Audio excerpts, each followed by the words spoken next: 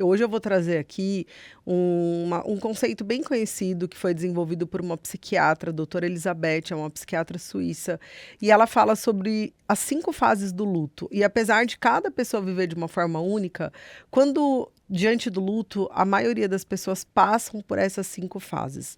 E eu vou falar rapidamente sobre essas e normalmente o que você tem que estar atento? Porque às vezes você pode ficar mais tempo em uma fase específica. E às vezes você fica preso nessa fase e você não consegue ir até o final. Porque para uma pessoa viver o luto, normalmente ela vai passar por essas fases. E se você não vive isso sabendo que isso pode acontecer, realmente você pode ficar em uma dessas presa em uma dessa fase e não fechar, né, essa perda, não elaborar realmente essa nova situação na sua vida que é lidar com a ausência de uma pessoa querida, tá? Então a primeira fase é a negação. Então a doutora Elizabeth fala que nessa fase a pessoa tem muita dificuldade de aceitar a realidade da perda. Ela não aceita que aquela pessoa foi embora, então ela entra num processo de negação, que na verdade é uma forma de se proteger emocionalmente, e muitas vezes essa pessoa não consegue processar essa dor porque ela tá negando. Ela fala, não, isso não aconteceu, e ela começa a criar histórias na cabeça dela e ela fica ali naquela negação de não aceitar. Essa é a primeira fase que é comum as pessoas passarem.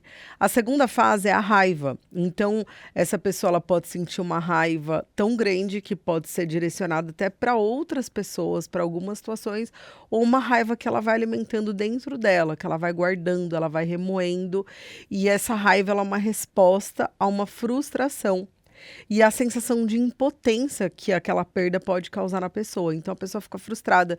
Sabe quando criança fica frustrada porque às vezes ela quer comer um doce e ela ouve um não? Ela fica com raiva. A birra é uma raiva que ela se joga, porque é uma forma que ela tem de lidar com a frustração. E segundo a doutora Elizabeth, a segunda fase do luto realmente é esse sentimento de raiva. Lembrando que às vezes você pode ficar mais ou menos tempo em cada uma dessas fases. Você pode passar isso de uma forma muito rápida ou não, tá? A terceira fase, depois que você sente essa raiva, é a fase da negociação, aonde a pessoa começa a tentar fazer acordos ou promessas na esperança de reverter aquela situação ou então de aliviar a dor. Isso pode, às vezes, ela começa a ter pensamentos de culpa. Ah, eu poderia ter feito mais, se eu tivesse feito isso, poderia ter sido diferente. Ou ela começa realmente a negociar o que que ela pode fazer para tentar sair. Ela começa a vislumbrar algo novo ainda que ela não faça.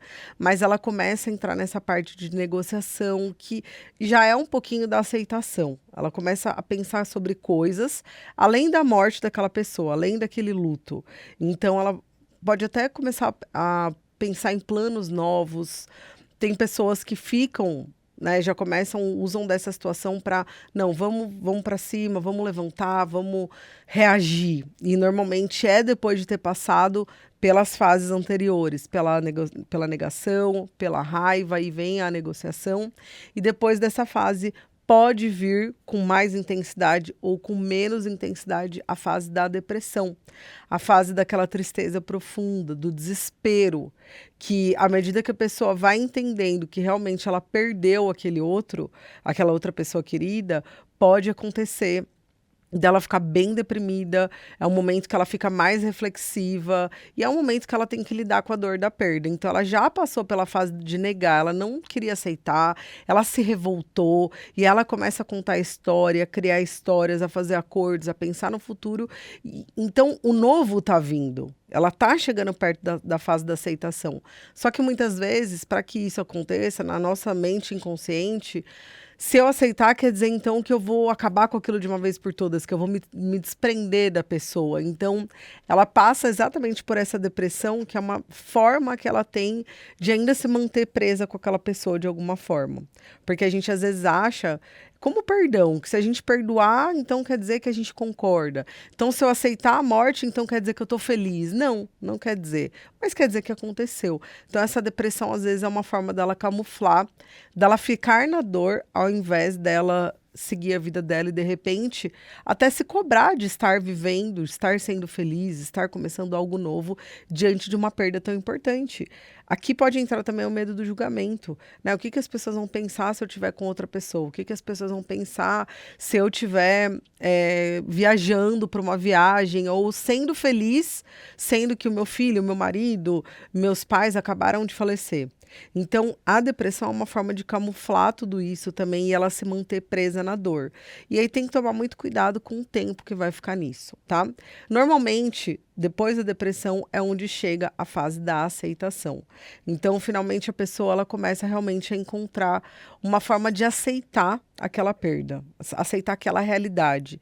E não significa que a dor vai embora, mas que a pessoa ela começa a querer encontrar mais formas de seguir em frente. Ela começa realmente a aceitar que aquilo aconteceu. Então, segundo a doutora Elizabeth, cada pessoa vai vivenciar um tempo e uma intensidade desse luto. E lembrando, né, reforçar para você que cada pessoa vive de uma forma única. Um ponto muito importante é observar se você vive isso há muito tempo, porque eu já atendi muitas mulheres que às vezes a gente fala de luto, a gente acha que é de alguém que perdeu há pouco tempo. Ah, mas acho que eu não tô assim porque eu não perdi ninguém. Mas para observar se na sua infância você perdeu alguém, às vezes o pai, a mãe, na sua adolescência, pode ter sido até um cachorrinho, algo de estimação que tinha muito valor para você e que às vezes você pode para observar se você não passou por essas fases, porque às vezes pode acontecer de você estar preso em um luto que é muito mais antigo do que você pense. Então, eu tenho certeza que se for o seu caso, só de você estar ouvindo esse vídeo, você já vai ter identificado isso, né? Porque o nosso mundo emocional, ele é sábio. Ele sinaliza tudo que está acontecendo com a gente, tá?